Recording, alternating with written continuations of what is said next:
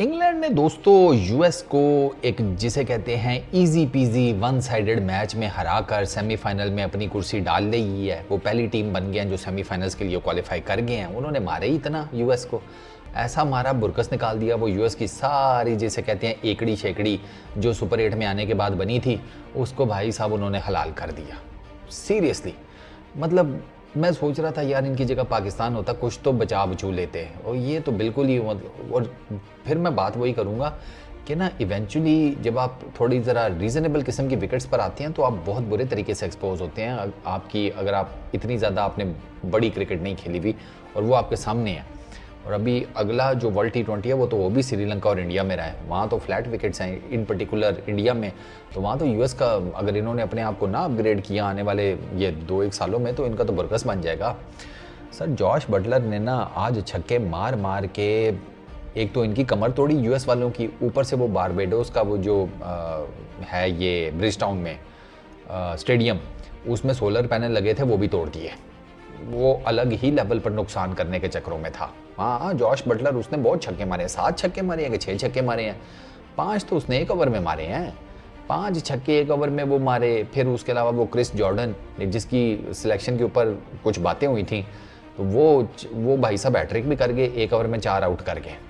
और वो तो है भी जंपल उधर गई ना ब्रिज टाउन का, ये क्रिस जॉर्डन। अबे रिहाना का क्लास फेलो है, दोनों इधर ही पढ़ते रहे हैं इकट्ठे ब्रिज टाउन में। रिहाना वो सिंगर और वो कार्लोस ब्रैथवेट वो भी इनका तीसरा है। ये त्रिक्की थी इनकी, ये तीनों इधर ही थे जिसे कहते हैं बचपन में बड़े शड़े इधर ही हुए हैं। क्लास इनकी एक ही थी। मेरा ख्याल है ब्रैथवेट की शायद थोड़ी अलग थी या वो भी साथ ही था इनके, लेकिन क्रिस जॉर्डन और रिहाना तो एक ही क्लास में थे। अच्छा, पहले ज़रा ये जॉश बटलर की बात करते हैं। भैया जॉश बटलर जो है ना T20 क्रिकेट का बहुत बड़ा कुल्हाड़ है। वो दिखता नहीं है, उसका इंप्रेशन उस तरीके से नहीं आता। वो किसी ने बड़ी अच्छी बात लिखी हुई थी कि ये भी क्रिस गेल ही है बट स्टीरॉइड्स के ऊपर है। ये बात बिल्कुल ठीक है। क्रिस गेल को तो देख के पता चलता था ना, धूष है यार, मार मार के पागल कर देगा, है खोता बना देगा मार मार के।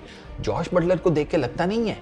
जॉश बटलर को देख के ना वो नॉर्मली आ रहा हो ना तो आप कहते हैं यार ये क्या, ये टूरिस्ट गाइड है, ये क्या है। उसको देखकर वैसे ये फीलिंग आती है कि टूरिस्ट गाइड होगा, क्या पता कहीं वेटर हो सकता है किसी बार में काम करता हो। आप उसको देख के ये सोच रहे होते हैं।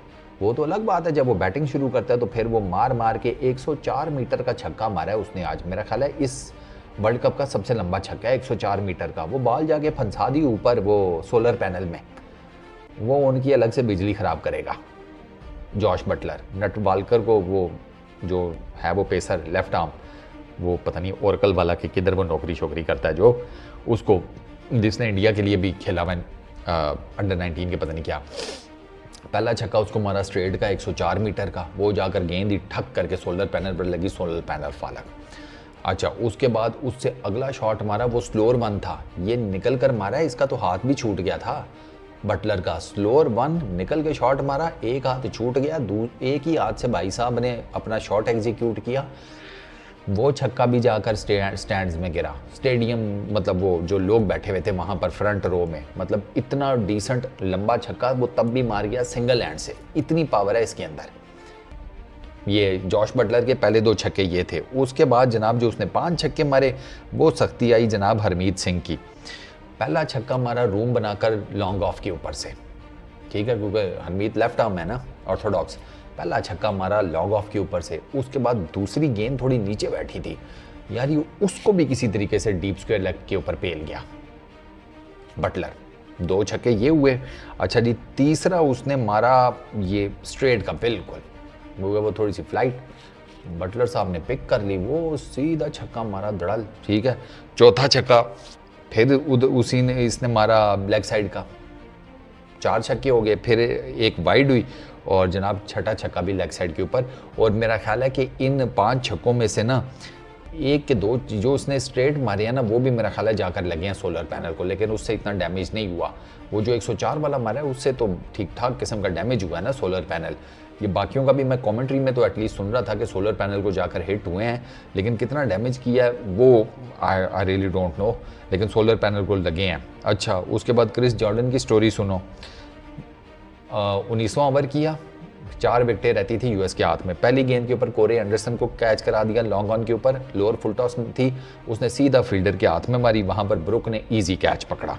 अगली डॉट बॉल हुई अली के ऊपर, उससे नेक्स्ट बॉल पे जनाब अली भाई का जो है ना किल्ला उड़ाकर उधर मारा।